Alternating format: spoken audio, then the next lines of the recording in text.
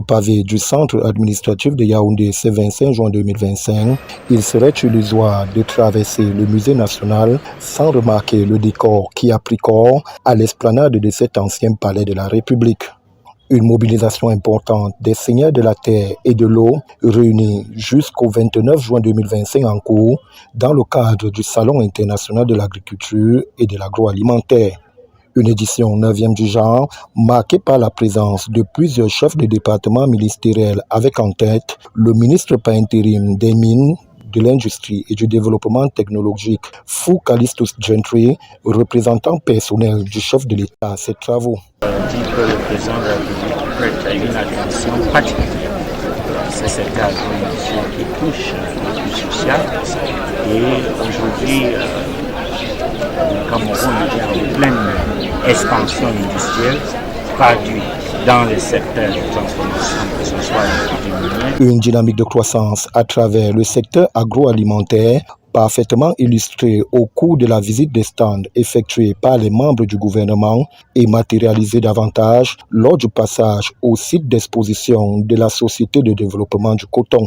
Une visite dont l'empreinte au sein de cette entreprise historique de transformation de ce produit de rente depuis 1974 a permis de toucher à nouveau du doigt le savoir-faire de cette structure parapublique.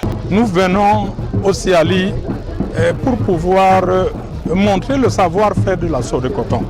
Les choses sont assez dynamiques. Quand nous venons ici, nous rencontrons des consommateurs, nous recueillons, nous rencontrons des partenaires. Ça nous permet de nous ajuster sur les erreurs qu'on peut nous reprocher ou sur les éventuelles opportunités qui peuvent s'offrir à nous. Il y a ça. Il y a aussi que c'est l'occasion pour nous de montrer à ceux qui pensent que le diamant or n'existe pas ou que le diamant or est absent du marché, on leur montre qu'on est là et à meilleur prix. Et on donne évidemment l'occasion à tous ceux qui passeront par là de pouvoir repartir avec 1 ou 2 litres à un prix qui soit raisonnable. Un détour qui ne saurait se faire sans être au parfum de la structuration et du management opéré depuis quelques années à la Soie de coton, structure par excellence de transformation de ce produit de rente au Cameroun. La Soie de coton et la CNPC, pour nous, c'est comme l'araignée et sa toile. L'une va sans l'autre. Nous sommes les producteurs de coton ici aujourd'hui parce que nous avons été encadrés à la base depuis des cinquantaines d'années. Ça veut dire qu'aujourd'hui, nous sommes l'enfant chéri de la soie de coton. Nous sommes devenus une confédération nationale des producteurs de coton, réorganisée, structurée par la soie de coton. C'est elle qui nous encadrait, c'est elle qui mettait à notre disposition les intrants. Mais aujourd'hui, nous croyons que nous avons grandi et nous faisons chemin avec la soie de coton. Nos activités sont encadrées sur le terrain par les responsables techniques de la soie de coton.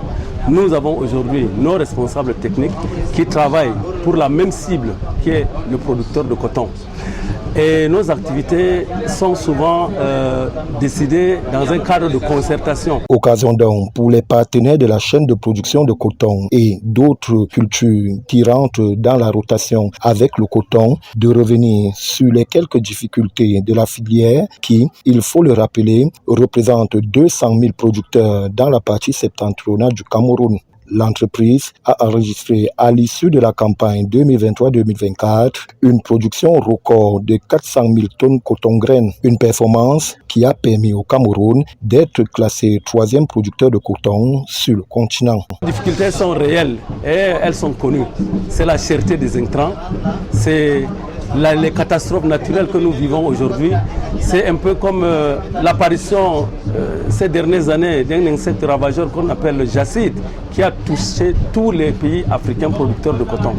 Donc nous sommes dans une situation de faiblesse en ce moment parce que nous avons contracté des crédits pour mener nos activités, mais nous ne pouvons pas rembourser. Parce que ce qui est très important, et cela se fait seulement au Cameroun, c'est le préfinancement des activités de la filière coton.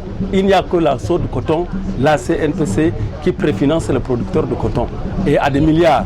Des difficultés endogènes et exogènes qui ne sont pas de nature à faire plier la soie de coton qui, au cours de la campagne 2023-2024, prévoit une production de 22 millions de litres de diamant or malgré la conjoncture morose et la préservation de plus de 6 000 salariés permanents et saisonniers.